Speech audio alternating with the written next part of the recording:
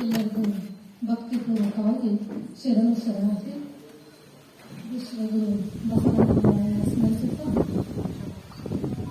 ಬಸವಣ್ಣನೇ ತಂದೆ, ಬಸವಣ್ಣನೇ ತಾಯಿ, ಬಸವಣ್ಣನೇ ಪರಮ ಬಂಧುವಿನಗೆ ವಸುದೀಶ ಕಪಿಲಸಿದ್ದ ಮಲ್ಲಿಕಾರ್ಜುನ, ನಿಮ್ಮ ಹೆಸರಿದ್ದ ಗುರು ಬಸವಣ್ಣನೇ.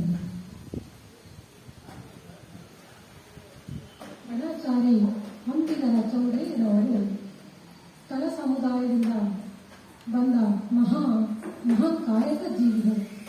ಇವರು ನೆರೆ ನುಡಿ ಸಿದ್ಧಾಂತಿಗಳು. ಇವರು ನಡೆಯಂತೆ ನುಡಿಯೂ ಸಹ ನೇರ. ಅಂತಹ ನಡೆ ಮತ್ತು ನುಡಿ ಇವುಗಳನ್ನು ಅವರು ಬದುಕಿನಲ್ಲಿ ಮೈಗೂಡಿಸಿಕೊಂಡಿರತಕ್ಕಂತಹ ಮಹಾನ್ ವ್ಯಕ್ತಿ. ಅದೇ ರೀತಿ ಅವರ ಚೌಡಯ್ಯನವರ ಹೆಸರು ಹೇಳುವಂತೆ ಕೆರೆ ಮತ್ತು ನದಿಗಳಲ್ಲಿ ದೋಣಿಯನ್ನು ನಡೆಸುವುದು ಅವರ ಕಾಯಕ. ಒಂದು ದಡದಿಂದ ಮತ್ತೊಂದು ದಡಕ್ಕೆ ಜನರನ್ನ ಮುಟ್ಟಿಸುವುದೇ ಅವರ ಕಾಯಕವಾಗಿತ್ತು. ಅವರು ಹುಟ್ಟಿರ್ತಕ್ಕಂಥ ಜನ್ಮಸ್ಥಳ ಈಗಿನ ಹಾವೇರಿ ಜಿಲ್ಲೆಯ ರಾಣೆಬೆನ್ನೂರು ತಾಲೂಕಿನ ಚೌಡದಾನಪುರ ಎಂಬರಲ್ಲಿ ಜನಿಸಿದರು. ತಂದೆ ವಿರೂಪಾಕ್ಷ, ತಾಯಿ ಪಂಪಾದೇವಿ ಎಂದು ನಾವು ತಿಳಿಸಲಾಗಿದೆ. ಇವರು ಬಸವಾದಿ ಶಿವಶರಣರಿಂದಲೂ ಪ್ರಭಾವಿತರಾಗಿ ಕಲ್ಯಾಣದ ಅನುಭವ ಮಂಟಪದ ಸದಸ್ಯರಾಗಿ ತಮ್ಮ ಬದುಕನ್ನು ಲೌಕಿಕ ಮತ್ತು ಪಾರಮಾರ್ಥಿಕವಾಗಿ ಬಹು ಎತ್ತರಕ್ಕೆ ಕೊಂಡೊಯ್ದವರು ಅಂಬಿಗರ ಚೌಡಯ್ಯನವರು. ಅವರು ಹೆಸರನ್ನೇ ವಚನಾಂಕಿತವನ್ನು ಮಾಡಿಕೊಂಡ ಮಹಾನ್ ಕ್ರಾಂತಿಕಾರಿಗಳೆಂದು ಹೇಳಲಿಕ್ಕೆ ನಾನು ಹೆಮ್ಮೆ ಪಡುತ್ತೇನೆ. ಯಾಕಂದ್ರೆ ಎಲ್ಲ ಶರಣರು ಬಸವಣ್ಣನವರು ಕೂಡಲ ಸಂಗಮದೇವ, ಅಕ್ಕ ಮಹಾದೇವರು, ಚನ್ನಮಲ್ಲಿಕಾರ್ಜುನ, ಹೀಗೆ ಈ ರೀತಿ ಅವರ ವಚನಾಂಕಿತವನ್ನು ಬೇರೆ ರೀತಿಯಲ್ಲಿ ಮಾಡಿಕೊಂಡಿದ್ದಾಗ ಅಂಬಿಗರ ಚೌಡಯ್ಯನವರು ಅವರ ನಿಜ ಶರಣ ಎಂಬುದಕ್ಕೆ ಗಣಾಚಾರವನ್ನ ಅವರು ಅಲ್ಲಿ ವ್ಯಕ್ತಪಡಿಸಿದ್ದಾರೆ, ಪ್ರತಿಬಿಂಬಿಸಿದ್ದಾರೆ. ಅದನ್ನು ಅವರು ನೇರ ನಿಷ್ಠೂರವಾಗಿ ಯಾವುದೇ ವಚನಗಳನ್ನ ತಿಳಿಸಿದ್ದಾರೆ ಅಂದ್ರೆ ಆ ವಚನಗಳನ್ನ ಅರ್ಥ ಮಾಡಿಕೊಳ್ಳುವುದು ಕಷ್ಟ.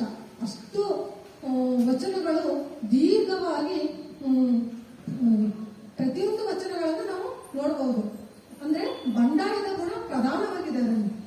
ಅವರ ಮಾತು ಕೇಳಿದಲ್ಲಿ ಹೊಟ್ಟೆಯಲ್ಲಿ ಬೆಂಕಿ ಸಹ ಬಿದ್ದಂತಾಗಬಹುದು. ಅಂತಹ ನುಡಿಗಳು ಅವರ ವಚನಗಳಲ್ಲಿ ತುಂಬಿವೆ. ವ್ಯಕ್ತಿ ಯಾರೇ ಆಗಿದ್ದರೂ ಸಹ ಅವರು ಅಲ್ಲವಾದ ಗುಣಗಳನ್ನ ನೇರವಾಗಿ ಹೇಳಲು ಅಂಜಿದವರಲ್ಲ ಇವರು ಅಂಬಿಗರ ಚೌಡಯ್ಯನವರು. ಅಂತಹ ಕೆಲವು ವಚನಗಳನ್ನು ನಾವು ನೋಡಬಹುದು. ಆ ವಚನವನ್ನು ನೋಡ್ತಾ ಹೋದ್ರೆ, ಅರಿಯದ ಗುರು ಅರಿಯದ ಶಿಷ್ಯಂಗೆ ಅನುಗ್ರಹ ಮಾಡಿದಡೆ ಏನೊಪ್ಪುವುದೆಲ್ಲವೋ, ಅಂತಕನ ಕೈ ಅನಂತಕನ ಹಿಡಿದಡೆ ಮುಂದನಾರು ಕಾವರು ಹೇಳಲೆ ಮರುಳೆ, ತೊರೆಯಲೆತ್ತಿ ಓಹನು ಈ ಸಲ ಅರಿಯದವ ತೆಗೆದಂತಾಯಿತೆಂದ ನಂಬಿಗರ ಚೌಡಯ್ಯ. ಹರಿಯದ ಗುರು ಮತ್ತು ಶಿಷ್ಯ ಇವು ತಾತ್ವಿಕ ವಿಚಾರಗಳನ್ನ, ಅಂದ್ರೆ ಬಸವಾದಿ ಶಿವಶರಣರು ಆಗಿರ್ತಕ್ಕಂಥ ತತ್ವದ ವಿಚಾರಗಳನ್ನ, ಅಷ್ಟಾವರಣ, ಪಂಚಾಚಾರ, ಶತಸ್ಥಲ, ಕಾಯಕ, ದಾಸೋಹ, ಇಷ್ಟಲಿಂಗ, ಲಿಂಗಾಂಗ ಯೋಗ, ಈ ವಿಚಾರವನ್ನು ಗುರು ಮತ್ತು ಶಿಷ್ಯರು ಅರಿಯದಿದ್ದಾಗ ಅದಕ್ಕೆ ಅನುಗ್ರಹ ಮಾಡಿದರೆ ಏನು, ಅದು ಉಪದೇಶ ಮಾಡಿದರೆ ಏನು, ಅಂತಕನ ಕೈ ಅನಂತಕನ ಹಿಡಿದರೆ ಮುಂದನಾರು ಕಾವರು ಹೇಳಲೆ ಮರುಳೆ ಅಂದರೆ ಒಬ್ಬ ಕುರುಡ ಮತ್ತೊಬ್ಬ ಕುರುಡನನ್ನು ಕೈಯಲ್ಲಿ ಹಿಡಿದುಕೊಂಡಾಗ ಆ ದಾರಿಯನ್ನು ತೋರಿಸೋರು ಮುಂದೆನಾರು ಕಾವರು ಹೇಳಲೆ ಮರುಳೆ ಎನ್ನುವ ರೀತಿಯಲ್ಲಿ ಗುರು ಶಿಷ್ಯರು ಹೇಗಿರಬಹುದು ಅನ್ನುವುದರ ಮೂಲಕ ಅವರು ಸ್ಪಷ್ಟಗೊಳಿಸಿ ಹೇಳಿದ್ದಾರೆ.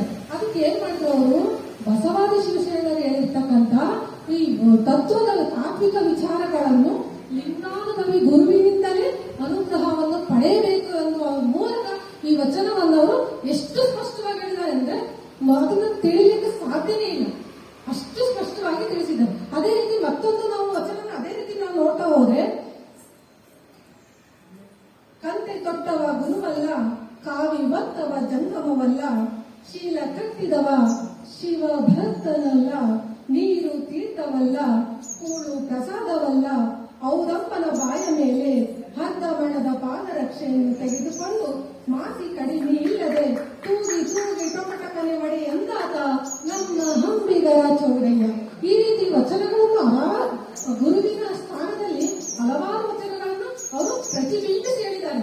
ಹಾಗೆ ಮತ್ತೊಂದು ವಚನ ಅವರು ಏನಂದ್ರೆ ಚೌಡಯ್ಯನವರಿಗೆ ಅಂಬಿಗ ಜಾತಿಯ ಅಂತ ಯಾರಾದ್ರೂ ಹೇಳಿದಾಗ ಅವ್ರ ಜಾತಿಯನ್ನು ಹೇಳಿಸಿದಾಗ ಅಂತವರಿಗೆ ಅವ್ರು ತಕ್ಷಣ ನೇರವಾಗಿ ಉತ್ತರವನ್ನು ಹೇಳ್ತಿದ್ರು. ಏನ್ ಹೇಳ್ತಿದ್ರು?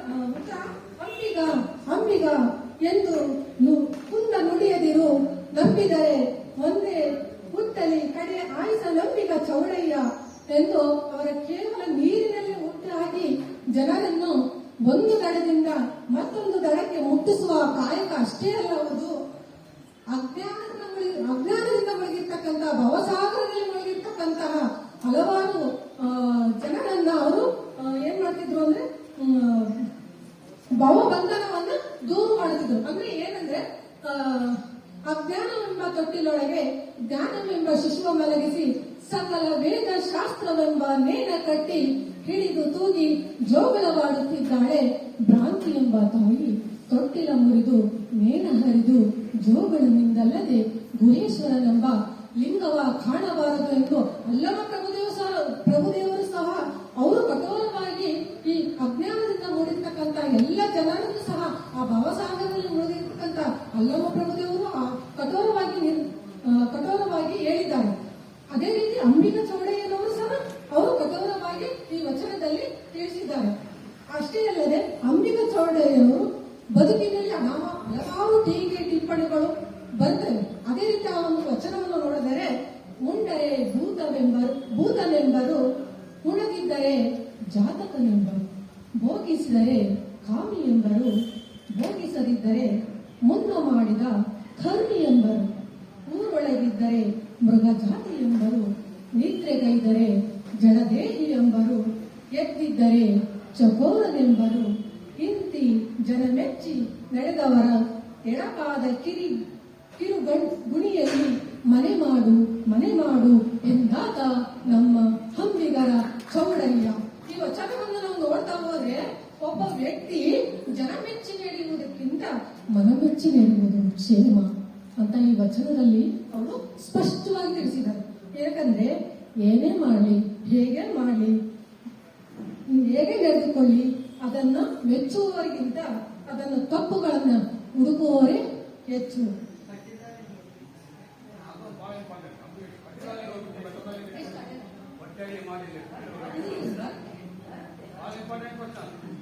ಹೆಚ್ಚು ಅವರು ಟೀಕೆ ಮಾಡುವವರಿಗೆ ಕೆಲವು ವಾಸ್ತವ ಚಿತ್ರಗಳನ್ನ ಕಣ್ಣಿಗೆ ಕಟ್ಟುವಂತೆ ಅವರು ಸಹ ವಿವರಿಸಿದ್ದಾರೆ. ಸ್ವಲ್ಪ ಹೆಚ್ಚು ಊಟ ಮಾಡಿದರೆ ಇವನೇನು ಭೂತ ಎಂದು ಲೇವಡಿ ಮಾಡುತ್ತಾರೆ ಅಂಬಿಗರ ಚೌಡಯ್ಯನವರು. ಕಡಿಮೆ ಉಂಡದಿದ್ದರೆ ಇವರೇನು ತಪ್ಪಾದ್ರೆ ಕ್ಷಮಿಸಿ, ಏನಾದ್ರು ಹೇಳಕ ಜಾತಕ ಪಕ್ಷಿ ಎಂದು ಕೇಳುವವರು. ಹಾಗೆ ಜನರ ಮೆಚ್ಚುಗೆ ಟೀಕೆಗಳಿಗೆ ಪಕ್ಕಾಗದೆ ಮನ ಮೆಚ್ಚುವ ಮನದೊಡೆಯ ಮಹಾದೇವ ಮೆಚ್ಚುವ ಕಾರ್ಯಗಳನ್ನು ಮಾಡಬೇಕು ಎಂದು ಅಂಬಿಗರ ಚೌಡಯ್ಯನವರು ತಿಳಿಸಿದ್ದಾರೆ. ಈಗ ತಾಯಿ ಅವರೇನು ಇನ್ನೊಂದು ವಚನವನ್ನು ಹೇಳಿ, ಕಟ್ಟಿದ ಲಿಂಗವ ಕಿರಿದು ಮಾಡಿ ಬೆಟ್ಟದ ಲಿಂಗವ ಹಿರಿದು ಮಾಡುವ ಪರಿಯ ನೋಡ, ಇಂತಪ್ಪ ಗೊಡ್ಡೆ ಮೂಳರ ಕಂಡರೆ ಗಟ್ಟಿ ಉಳ್ಳ ಪಾದರಕ್ಷೆಯನ್ನು ತೆಗೆದುಕೊಂಡು ಲೊಟನೆ ಒಡೆಯೆಂದಾತ ನಮ್ಮ ಹಂಬಿಗರ ಚೌಡಯ್ಯ.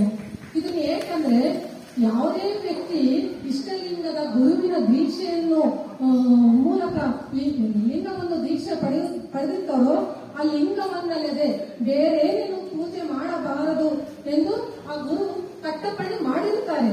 ಆಗ ಕೆಲವರು ಎದೆ ಮೇಲೆ ಇಷ್ಟಲಿಂಗವನ್ನು ಧರಿಸಿ ಬೆಟ್ಟದ ಮೇಲೆ ಇರುವ ಸ್ಥಾವರ ಪೂಜೆಗೆ ಹೋಗುವರು. ಆ ದೇವರು ಕೇಳಿದ ವರ ಕರುಣಿಸುತ್ತದೆ ಎಂದು ಯಾರಾದ್ರೂ ಸುಳ್ಳು ಸುದ್ದಿ ಹಬ್ಬಿಸಿದ್ರು ಅಂದ್ರೆ ಅವಾಗ ಅದಕ್ಕೆ ಮರುಳಾದ ಮಾನವರು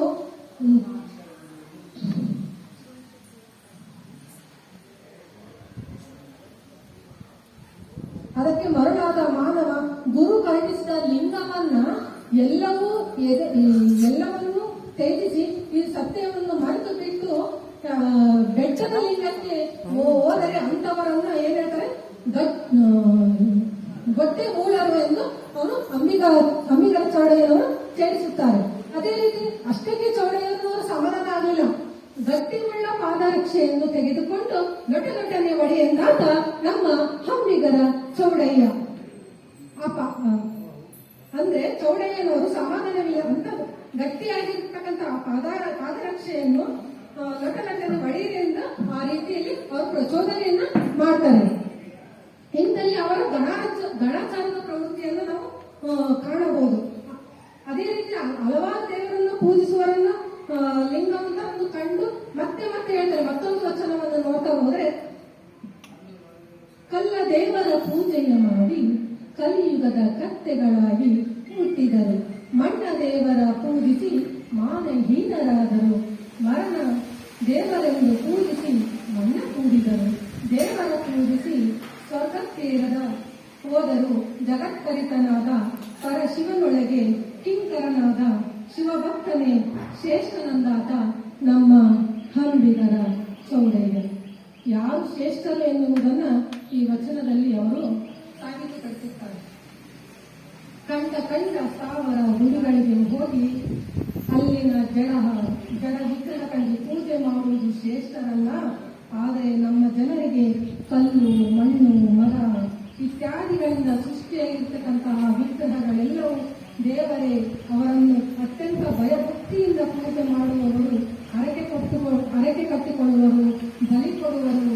ಅದನ್ನು ಒಪ್ಪದ ಚೌಡಯ್ಯನವರು ಹೇಳ್ತಾರೆ, ಕಲ್ಲಿನ ದೇವರ ಪೂಜೆ ಮಾಡಿ ಕಲಿಯುಗದ ಕತ್ತೆಗಳಾಗಿ ಹುಟ್ಟಿದರು. ಅಂದ್ರೆ ಕಲ್ಲ ದೇವರನ್ನು ಪೂಜಿಸುವ ಕಲಿಯುಗದ ಕತ್ತೆಗಳಿಗೆ ಅವರು ಹೋಲಿಸ್ತಾರೆ. ಕತ್ತೆಗೆಯನ್ನು ಗೊತ್ತು ಕಸ್ತೂರಿ ವಾಸನೆ ಎಂಬಂತೆ ಹಲವು ದೇವರುಗಳ ದಾಸರಾಗಿ ಎಲ್ಲೆಲ್ಲೋ ಸುತ್ತುವವರಿಗೆ ಇಷ್ಟಲಿಂಗದ ಮಹತ್ವ ಅರಿಯಲು ಹೇಗೆ ಸಾಧ್ಯ? ಅದೇ ರೀತಿ ಮಣ್ಣ ದೇವರ ಪೂಜಿಸಿ ಮಾನವೀಯರಾದರು, ಮರಣ ದೇವರೆಂದು ಪೂಜಿಸಿ ಮಣ್ಣ ಕೂಡಿದರು, ದೇವರ ಪೂಜಿಸಿ ಸ್ವರ್ಗಕ್ಕೇರದ ಹೋದರು, ಜಗತ್ಪರಿತನಾದ ಪರಶಿವನೊಳಗೆ ಕಿಂಕರನಾದ ಶಿವಭಕ್ತನೇ ಶ್ರೇಷ್ಠನಂದಾಗ ನಮ್ಮ ಅಂಬಿಗರ ಚೌಡಯ್ಯನವರು. ಅಂದ್ರೆ ಮಣ್ಣಿನಿಂದ ಮಾಡಿದ ದೇವರನ್ನು ಪೂಜಿಸುವವರು ಸಾಕಷ್ಟು ಜನರಿದ್ದಾರೆ ಈ ಕಾಲದಲ್ಲಿ. ಅಂದ್ರೆ ಗಣಪತಿ ಹಬ್ಬ ಬಂತು ಅಂದ್ರೆ ಆದಿ ಬೀದಿಗಳಲ್ಲಿ ಮಣ್ಣಿನ ಗಣಪತಿ ಇಟ್ಟು ಪೂಜೆ ಮಾಡುವರು. ಅದಕ್ಕಾಗಿ ಕೆಲವು ಹುಡುಗರು ರಸ್ತೆಯಲ್ಲಿ ಅಡ್ಡಲಾಗಿ ಕಲ್ಲಿಟ್ಟು ಹಗ್ಗ ಕಟ್ಟಿ ಬರುವ ವಾಹನಗಳನ್ನು ತಡೆಗಟ್ಟಿ ಒತ್ತಾಯದಿಂದ ಅವರಲ್ಲಿ ಹಣ ವಸೂಲಿ ಮಾಡುವರು. ಅಂತವರನ್ನು ಏನಂತಾರೆ ಅವರು? ಅಂಬಿಗ ಚೌಡಯ್ಯನವರು ಮಾನಹೀನರು ಎಂದು ಟೀಕಿಸುವರು. ಮರದಿಂದ ಮಾಡಿದ ದೇವರನ್ನು ಪೂಜಿಸುವವರು ಬೇಕಾದಷ್ಟು ಜನರು. ಹಾಗೆ ಪೂಜಿಸಿ ಅವರು ಮಣ್ಣಲ್ಲಿ ಮಣ್ಣಾದರು ಎಂದು ಹೀಯಾಳಿಸುವರು. ದೇವರ ಪೂಜೆಯಿಂದ ಪರಮಾನಂದ ಎತ್ತರವಾಗಬೇಕು, ಆದರೆ ಎಲ್ಲ ದೇವರನ್ನು ಬಯಸುವಂತ ಸೃಷ್ಟಿ ಆಗಬಾರದು ಅಂತ ಹೇಳಿ ಅಂಬಿಗ ಚೌಡಯ್ಯನವರು ತಿಳಿಸಿದ್ದಾರೆ.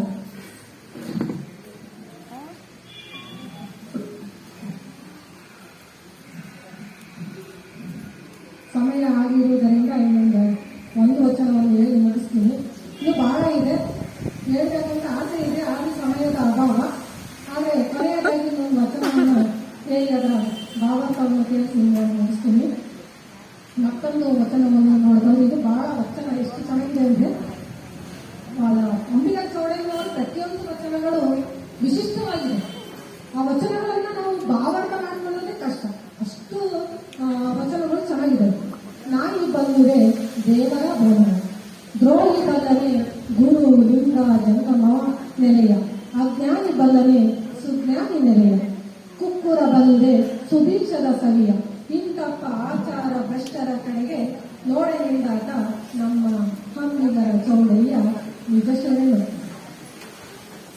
ನಾಯಿಗೇನು ಗೊತ್ತು ಅಮೃತದ ಸವಿ, ಅದಕ್ಕೆ ಗೊತ್ತು ಎಲುಬು ಕಲಿಯುವುದೊಂದೇ ಗೊತ್ತು, ಅದನ್ನೇ ಒಂದು ಪರಮಾನಂದ ಕಾಣ್ತೀನಿ ನಾಯಿ. ಅದರಂತೆ ಗುರು ಲಿಂಗ ಜಂಗಮದ ನೆಲೆಯನ್ನು ದ್ರೋಹಿಗಳು ಅದನ್ನು ನಡೆಯಲು ಸಾಧ್ಯವಿಲ್ಲ. ಅವರಿಗೆ ಆಚಾರ ವಿಚಾರಗಳು ಸಹ ಪರಿವೇ ಇರುವುದಿಲ್ಲ. ಗುರು ಲಿಂಗ ಜಂಗಮ ಸುಜ್ಞಾನದ ಸಂಕೇತ, ಆದರೆ ಅಜ್ಞಾನಿಗಳಾದವರು ಇಂತಹ ಸುಜ್ಞಾನವನ್ನು ಬರೆಯಲು ಸಾಧ್ಯವಾಗುತ್ತದೆ. ಭೋಜನ ಸವಿ, ಮುಷ್ಟಾನ್ನ ಭೋಜನದ ಸವಿ, ಅದಕ್ಕೆ ಕೊಚ್ಚೆಯಲ್ಲಿ ಬಿದ್ದಿರ್ತಕ್ಕಂತಹ ಏಸಿಗೆ ತಿನ್ನುವುದೇ ಪರಮಾನಂದ. ಹಾಗಾಗಿ ಗುರು, ಲಿಂಗ, ಜಂಗಮ ಗೌರಿಗಳನ್ನು ಅಜ್ಞಾನಿಗಳು ಎನ್ನುವರು. ಅಷ್ಟಕ್ಕೆ ಸುಮ್ಮನಾಗದೆ ಅವರು ನಾಯಿಗೆ, ಹಂದಿಗೆ ಹೋಲಿಸುವರು. ಅಂತಹ ಸ್ವಭಾವದ ಆಚಾರ ಭ್ರಷ್ಟರ ಕಡೆಗೆ ನಾನು ನೋಡುವುದಿಲ್ಲ ಎಂದು ಅಂಬಿಗರ ಚೌಡಯ್ಯನವರು ಶಪಥ ಮಾಡಿ ಹೇಳ್ತಾರೆ.